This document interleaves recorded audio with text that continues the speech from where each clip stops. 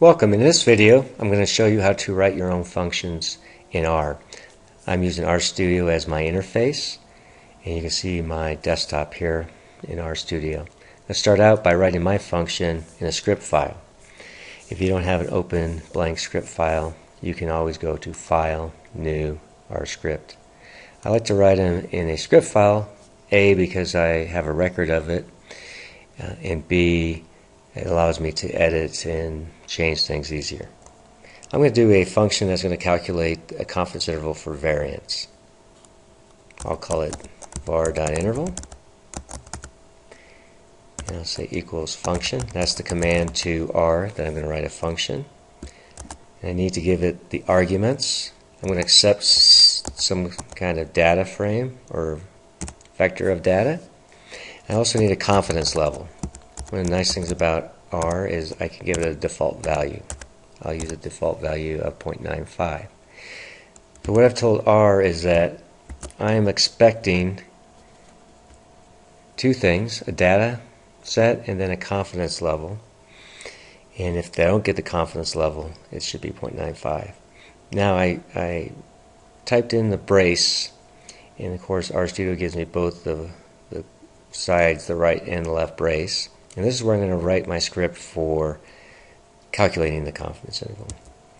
So I'll go ahead and hit return. First thing I need to calculate for this confidence interval is a variable called degrees of freedom. I'll call it df. And when R actually runs these, it runs df that does not write over any of your other variables. So you can call whatever you want and then it'll go away after it's done executing. Degrees of freedom is n-1, so I need to know how many observations are in the data set. I use that with the length command. Then I need my chi-squared values, upper and lower. I'll call it chi-lower. That's a q chi-square call. And because it's a two-sided, I need to take 1 minus the confidence level, divide by that by 2 because I'm putting that amount of area in each tail, and I need the degrees of freedom. That's the lower. Whoops, I hit return too early. And likewise I need the upper chi-squared value, q chi-squared. And in this case I need to take confidence level, and I need to add that area in the tail to that.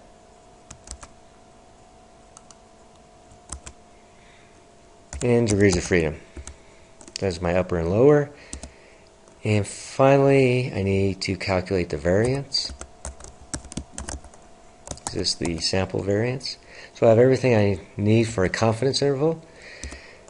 I'll use a concatenate, and this is what R is going to return to me. I'm going to take the degrees of freedom times the variance, which I call V.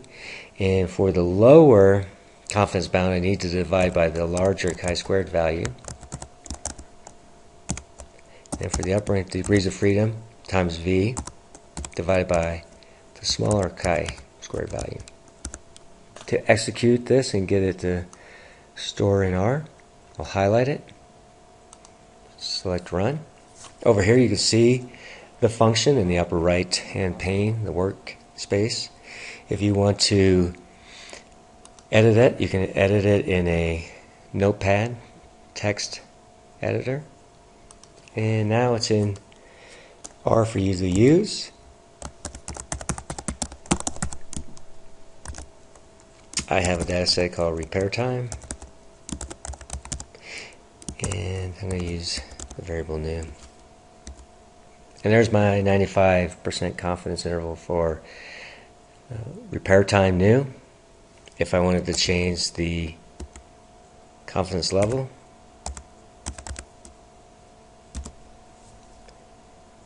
there we go.